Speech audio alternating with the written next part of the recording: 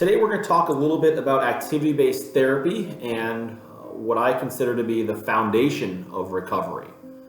We'll break down the benefits of activity-based therapy into three distinct categories: the potential for improved mobility, prevention of secondary complications, and social as well as emotional healing. They kind of go together. The simplest way that it's been explained to me about the importance of activity-based therapy, and again, is kind of the foundation of recovery after a spinal cord injury. It was explained to me by Matthew Rodreick of Unite to fight paralysis. We were talking and he explained it to me, and he said basically, even if a cure were to come along, if there's a pill, a magic shot, whatever it is, if that cure comes along and the muscles in the body of an injured person has deteriorated and the legs have deteriorated to the point where they can't even hold up their own body weight, then the cure essentially is useless. Even without a cure though, how could one expect to live their healthiest life if their body and their muscles are deteriorating? So preventing or at least slowing that process is critical, and the only way to do that, the best way to do that, is through exercising the muscles.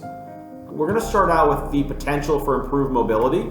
It's important to remind everyone that no therapy or treatment can guarantee results. So some individuals will go through months or years. They could experience years of activity-based therapy and not experience those significant improvements to their mobility that others might see. On a positive note, over the last 10 to 20 years, countless individuals have aggressively trained, they've pushed their bodies, and they've achieved results that they have been told previously would be impossible.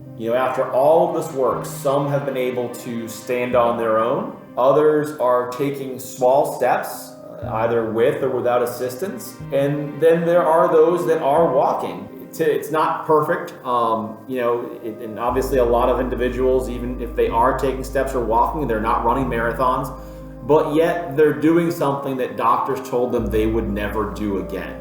Even those that make small improvements, for example, just strengthening the core, which can help prevent or minimize falling out of a chair, or regaining some increased movement in a limb, allowing that individual to use a joystick to control their chair. They are critical in seeing that marked improvement in the quality of life. Another area certainly is the prevention of secondary complications. Now, typically, once an individual has left acute care, there's a shift from life-saving treatment to evaluation and rehab. It's at that point when secondary complications become as much of a threat to life and the quality of life as the original injury. And in many cases, secondary complications can be an even bigger threat. Now, the intense exercise, and exercise in general that's associated with activity-based therapy, can help prevent pressure injuries. Diet, regular skin checks, stretching, and regular movement also help prevent those injuries.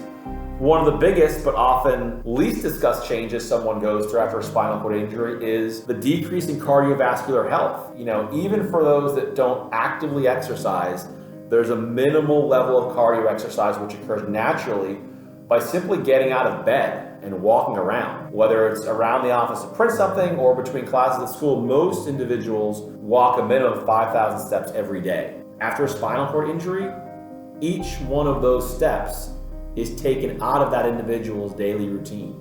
So it's really critical that you get out there, you exercise, and you get that heart rate up. There's different ways of doing it.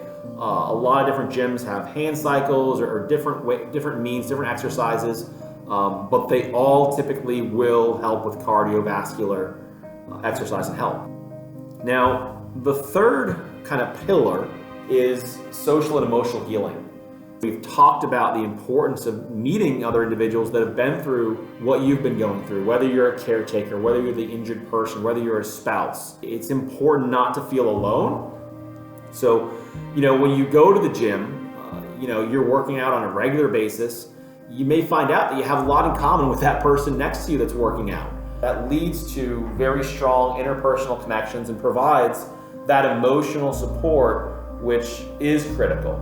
After an injury, it takes time for the new normal to set in and everything that goes with it. So, something as simple as going to dinner or a movie now requires checking to see if the venue is accessible, loading and unloading a wheelchair, explaining to the host that no, a booth is not going to work for us. Not to mention the stares that can often be uncomfortable and the questions that invariably get asked. That leads to some people choosing not to go out, and they may shy away from seeing their friends and avoid social settings. But after a hard workout, who doesn't want to go out for a cold beer or a hearty meal? Many activity-based therapy centers, just like any other gym or social club, provide either formal or informal opportunities to go out and have some fun. Sometimes it's whether it's a sporting event, going to a soccer game or a football game or a baseball game, maybe a concert sometimes, or just something as simple as a regular Friday afternoon happy hour. Whatever it is, it's something to look forward to. And when you go out with a group of other individuals that maybe have some of the same challenges that you faced, as well as the same insecurities, well, a lot of those individuals, especially if you're new to the SCI community, you're just starting to work out, you're going to run into people that have overcome those insecurities, that know how to handle those challenges. Those individuals that you're out with, they've become friends and they're there to help, but more importantly, they know how to help. A tougher topic is depression and the stages of grief that people go through. And by understanding that and by being around other individuals who've been through it before, who understands the signs to look for, it certainly can be possible to help reduce that depression and improve the quality of life. With all we know about recovery and the various forms of therapy and rehabilitation available, it's really no wonder that activity-based therapy and exercise has become the foundation upon which recovery is built. From yoga to massage to stem cells, FES, there's tons of different therapies out there and everyone has their favorite type. So it's my recommendation that you try all of those that interest you. And by layering them on top of that solid foundation of exercise-based therapy, you're going to potentially get better results. If you have additional questions, continue reading and reaching out to us at spinalcord.com.